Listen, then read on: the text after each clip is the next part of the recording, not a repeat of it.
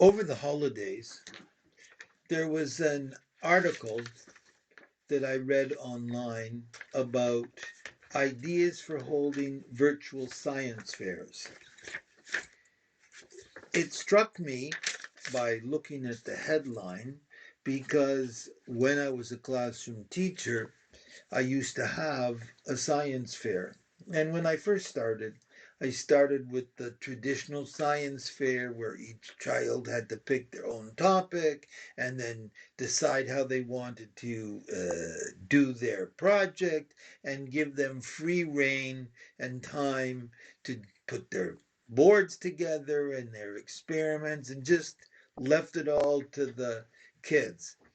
And then I began to read and hear how a lot of parents complained that the science fair projects ended up being done by the parents rather than by the kids. And you can probably, if you're listening to this and watching it, you can probably imagine when this was. Over time, I came up with an idea to allow students to buddy.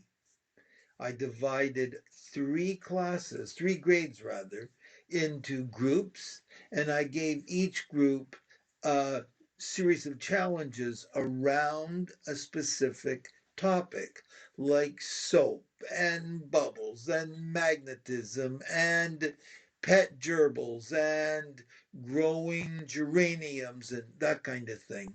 And they had to come up with experiments that helped illustrate the concepts in the theme. I don't want to spend time on that because I'm going to be writing a book about it, I hope eventually, with how I put that all together. But the idea of an online virtual science fair struck me as a particularly germane topic.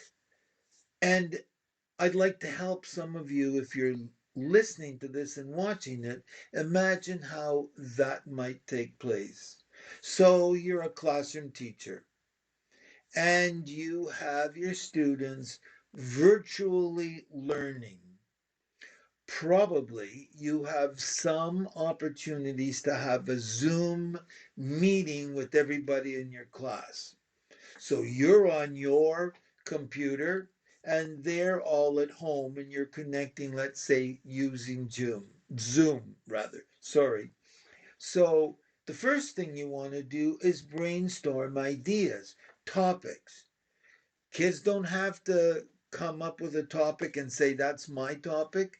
They can put all their topics on the questions that they have, and you emphasize it's a question they begin with, like a science experiment.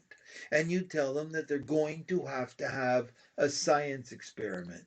And in fact, as I'm saying this, you could probably send them all an email and tell them you want them to do research and find, using Google, easy science experiments, regardless of what the topic is, that they can submit to a huge list.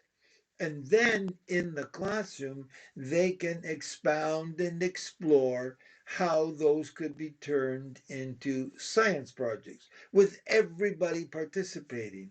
And then you whittle down the list somehow if you want, and then you tell them, okay, now I want you to go back to the drawing boards and pick one of these topics from the list, and you make sure they have a copy of the list and maybe use a whiteboard or somebody taking notes while everybody's brainstorming, like you would have a blackboard, and have someone acting as a scribe.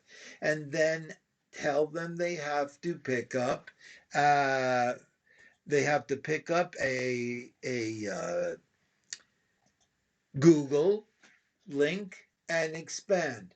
Tell them you want them to have a science experiment. Tell them you want them to have some written explanations. Tell them they need to have some diagrams and so forth. Then you bring them all back and you talk about how you want them to think about science, technology, engineering, art, and math. And you ask them to come up with something.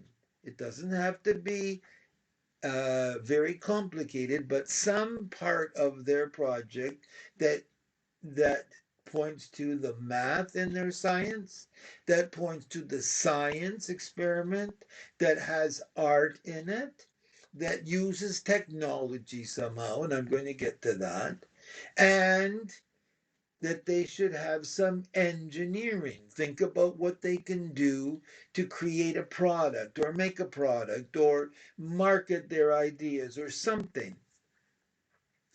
Then ask them that tell them that they can either work alone or they can buddy up and they can work online and so forth with a partner or by themselves. But then they can use any kind of technology.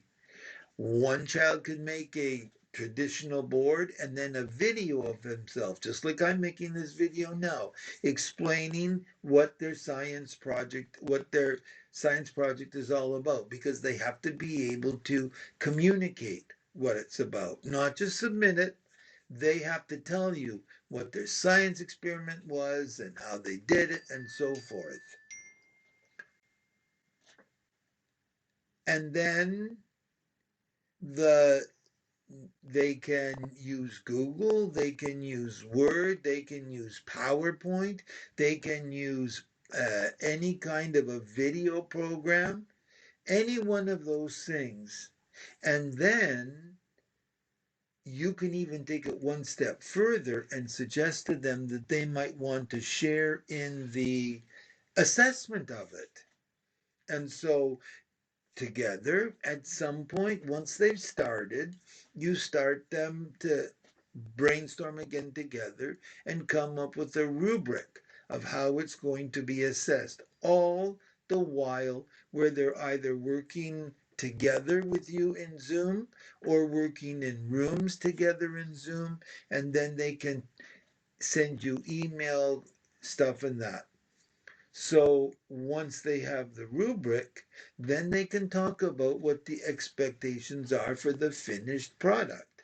And you can help set the expectations for a math component, an art component, a technology component, an engineering component, and a science component.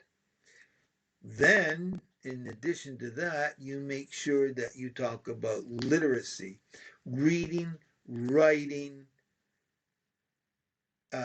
vocabulary, using all the things you can tell that they need to make sure everything is written properly or word processed properly, and so on.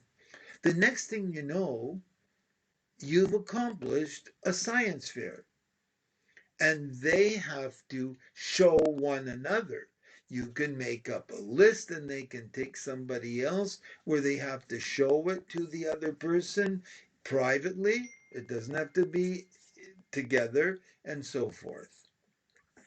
So when you stop and think about it, you can use virtual classrooms using the concept of a virtual science fair and still accomplish all that you would have accomplished in the classroom. Because kids today know how to use digital pictures, they know how to make videos, they know how to word process and text and communicate with WhatsApp and all the other technologies. So it's really not that hard. The hardest part is coming up with the projects and making sure that they pick projects that are in keeping with their age and their grade level and their skill level, and making sure that they are collaborating, and then keeping on top of each of the groups or each of the students and letting the parents know what they're having to accomplish so that the parents can then help keep them on track, and so forth. There has to be a starting date and there has to be a finishing date. But it doesn't have to be, this is the work for this week. It can be in stages so that they have goalposts. When you look at it that way, you can teach with technology to a whole class and to a group and accomplish everything that needs to be accomplished in a grade for science and math and so forth. Good luck. I hope some of you think about that.